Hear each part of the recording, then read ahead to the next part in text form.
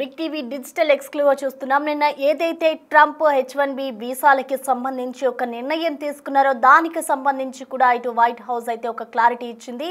ఇది కేవలం కొత్తగా ఎవరైతే ఇటు వీసా అప్లై చేసుకుంటున్నారో వారికి మాత్రమే వర్తిస్తుంది అంటూ కూడా వైట్ హౌస్ క్లారిటీ ఇచ్చిన పరిస్థితి కనిపిస్తోంది. అయితే ఇప్పటి వరకు అక్కడ జాబ్ చేసుకుంటూ ఎవరైతే అక్కడే ఉంటున్నారో వాళ్ళకి ఈ రుజుం ఏదైతే $1,00,000 విధించారో అది వర్తించదు అంటూ కూడా వైట్ హౌస్ అయితే ఒక క్లారిటీ ఇచ్చిన పరిస్థితి కనిపిస్తోంది. ఇటు అమెరికాలో ఉద్యోగం చేయాలనుకునే వారికి ఇచ్చే H1B వీసాల రుసుమును ఆ దేశ అధ్యక్షుడు డొనాల్డ్ ట్రంప్ $1,00,000 పెంచడం కూడా నిన్న ప్రపంచ వ్యాప్తంగా ఒక చర్చనీయాంశం అయితే ఉందని చెప్పుకోవాలి. ఇటు ట్రంప్ ఎంతో మంది ఉద్యోగార్హులపై ప్రభావం పడనుందని ఈ నిర్ణయం అంతా అనుకున్నారు. కానీ దీనికి సంబంధించి కూడా వైట్ హౌస్ అయితే ఒక క్లారిటీ ఇచ్చిన పరిస్థితి అయితే మనం చూస్తూ ఉన్నాం. అయితే దీని ప్రభావం కొంతమంది మీద అంటే ఎవరైతే కొత్తగా అప్లై చేసుకుంటున్నారో వారి మీదే పడుతుంది అంటూ కూడా వైట్ హౌస్ అయితే ఒక క్లారిటీ ఇచ్చిన పరిస్థితి కనిపిస్తోంది.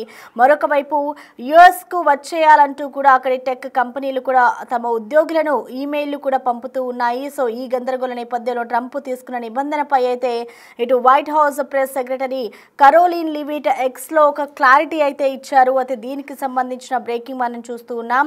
ఇది ఎవరైతే annual fees one time fees apply this is not an annual fee, it's a one time fee that applies only to the petition అంటూ కూడా చెప్పుకొస్తూ ఉంది. సో ఇవన్నీ కూడా చూసుకుంటే ఎవరైతే కొత్తగా అప్లై చేసుకుంటారో వారికి మాత్రమే వర్తించబోతోంది అంటూ కూడా చెప్తూ ఉన్నారు.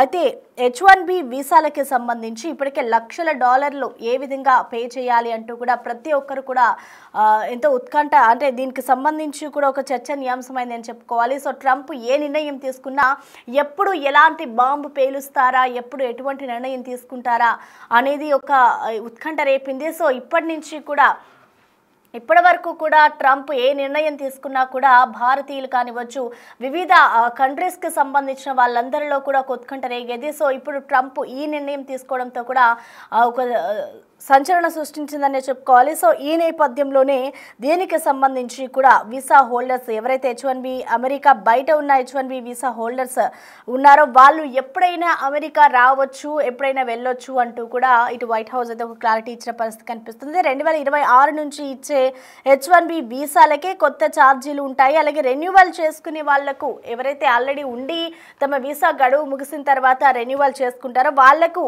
ఈ ట్యాక్సెస్ అంటే ఈ పెంపు ఏదైతే ఉందో $1,00,000 అది మినహాయింపు అంటూ కూడా వైట్ హౌస్ క్లారిటీ ఇచ్చింది. సో దీనికి సంబంధించి కూడా వైట్ హౌస్ క్లారిటీ ఇవ్వడంతో ఇదొక కొంత ఊరట కలిగించే అంశం అనే చెప్పుకోవాలి. ఇటు కొత్తగా అప్లై చేసుకునే వారికి మాత్రమే ఇది అప్లికబుల్ అవుతుంది కాబట్టి వారికి మాత్రమే ఇదొక టెన్షన్ని పుట్టించే అంశం అని చెప్పుకోవాలి. ఇప్పుడు ట్రంప్ తీసుకున్న నిర్ణయం ఎంతో మంది మీద ఎఫెక్ట్ పడబోతోంది. ఎందుకంటే చాలామంది H1B వీసా కోసం ఎదురు చూస్తూ ఉంటారు.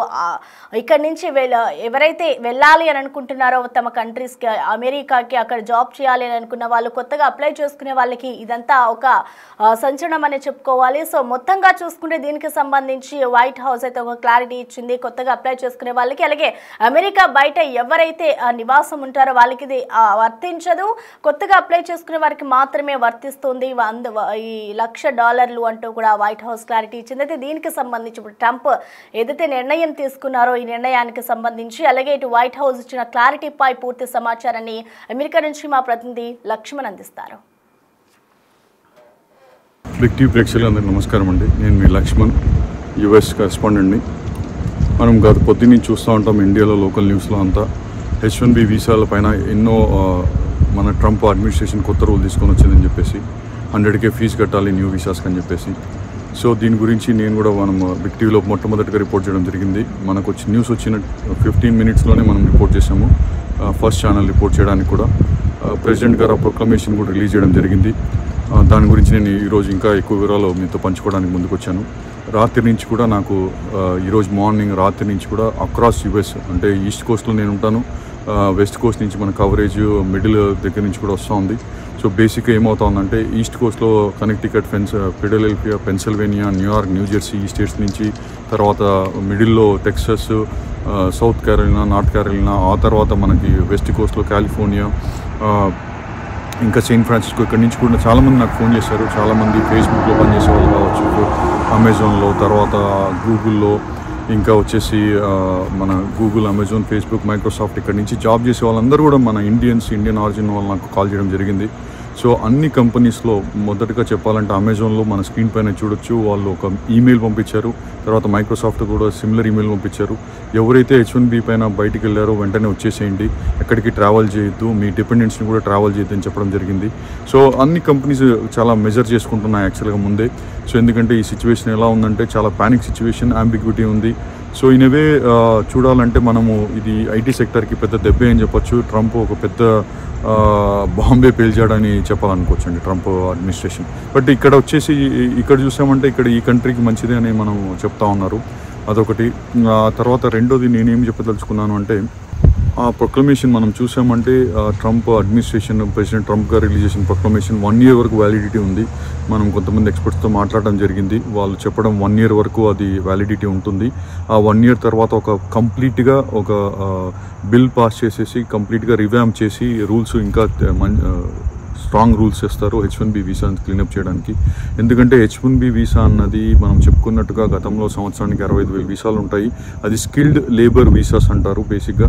అది స్కిల్డ్ లేబర్ వీసాగా వెళ్ళిపోయి ఈవెన్చువల్గా ఏమైపోయిందంటే చీప్ లేబర్ వీసాగా, అంటే మన వాళ్ళు తక్కువ అంటే శాలరీస్కి వస్తున్నారు అని చెప్పేసి చీప్ లేబర్ వీసాగా అయిపోయిందని చెప్పేసి వాళ్ళ అభివాదన. ప్లస్ కంపెనీస్ అంతా కూడా అబ్యూజ్ చేశాయని చెప్పేసి, అంటే most of the consulting firms ఇక్కడ చాలా అబ్యూజ్ చేశాయని చెప్పుకోవాలి. సో ఇదంతా మనం చూస్తే దీన్ని ఎలా చూడాలి అంటే ఓవర్ నైట్ డెసిషన్ అయితే కాదు. తప్పకుండా ఒక ఏ కంట్రీలో అయినా ఏ పాలసీ అయినా వచ్చే ముందు తప్పకుండా కూడా గవర్నమెంట్ చాలా హోంవర్క్ చేస్తుంది ఆ పాలసీని ఎలా అసర్టైన్ చేయాలని చెప్పేసి. నేను అనుకోవడం కూడా ఇక్కడ బ్యూరోక్రాట్స్ చాలా అసర్టైన్ చేశారు ఆ పాలసీని. దాని తర్వాత ఈ డెసిషన్ వచ్చింది. బట్ డెసిషన్ అనేది ఓవర్ నైట్ రావచ్చు, బట్ దానికంటే ముందు చాలా ఇన్ఫర్మేషన్ అయితే వాళ్ళు గ్యాదర్ చేయడం జరిగింది. సో దీని తర్వాత ఇంకొన్ని కఠిన చర్యలు డెఫినెట్గా ఉంటాయి. ఎవరైతే లైన్ దాటి లీగల్గా, ఇక్కడ యూఎస్లో అన్నది అన్ని కంట్రీస్లో లీగల్ చాలా స్ట్రాంగ్గా ఉంటాయి, యూఎస్లో అన్నది ఇంప్లిమెంటేషన్ చాలా స్ట్రాంగ్గా ఉంటుంది.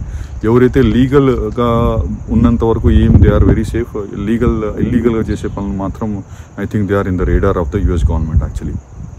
సో నేను అనుకోవడం బహుశా మనకు వచ్చిన ఇన్ఫర్మేషన్ ప్రకారం అంటే నెక్స్ట్ ఈ చిన్న ఫార్మ్స్ని ఆడిటింగ్ కూడా జరుగుతాయి అనుకుంటున్నా. ఈ వీసాలు ఏంటి, ఎలా యూజ్ చేశారు, కరెక్ట్గా విత్ ఇన్ లిమిట్స్ యూజ్ చేశారా, తప్పుగా యూజ్ చేశారా అన్నది కూడా. సో ఏదైతే మనం జరుగుతుందో ఇవన్నీ మనము కేవలం కాలమే మనకు ఆన్సర్ చెప్పాలి. All that we can tell is మనం ప్యానిక్ అవ్వద్దు. ఎక్కడ ఉన్న వాళ్ళు అక్కడ మీరు లోకల్గా అటార్నీస్ని మాట్లాడండి, మీ ఎంప్లాయర్తో మాట్లాడండి, ఇన్ఫర్మేషన్ గ్యాదర్ చేసుకొని మీరు hope for the best and prepare for the worst. So ఇక్కడ మనం చేసేదేం లేదు. బేసిక్ ఏంటంటే పాలసీ వచ్చింది గవర్నమెంట్, ఇది యూఎస్ కంట్రీ, వాళ్ళ పాలసీ వాళ్ళు చేసుకోవడం మనం తప్పేం లేదు. సో మన సైడ్ మనకి ఎలాంటి ఇంపాక్ట్ ఉంటుందో మన ఆ ఇంపాక్ట్ని చెప్పకుండా ఇంపాక్ట్ ఉంటుంది, ఆ ఇంపాక్ట్ని ఎంతవరకు మనం తక్కువ చేసుకోగలగాలి అన్నది మనం చూసుకోగలగాలండి. నేను మీ లక్ష్మణ్, న్యూజెర్సీ, న్యూయార్క్ నుంచి రిపోర్ట్ చేస్తున్నాం, USA Big TV correspondent. Thank you very much.